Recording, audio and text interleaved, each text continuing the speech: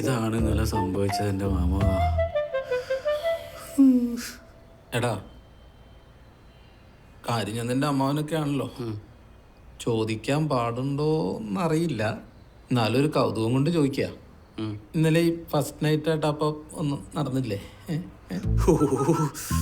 അറിയാതെ തൊട്ടപ്പ ഇങ്ങനെ അറിഞ്ഞു തൊട്ടാ ഫസ്റ്റ് നൈറ്റ് എങ്ങാനും ഇന്നലെ നടന്നിരുന്നെങ്കിൽ ഫസ്റ്റ് നൈറ്റിന്റെ അന്ന് തന്നെ എൻ്റെ ലാസ്റ്റ് നൈറ്റും പിറ്റേ ദിവസം എൻ്റെ ശവടക്കം കഴിഞ്ഞേനെ.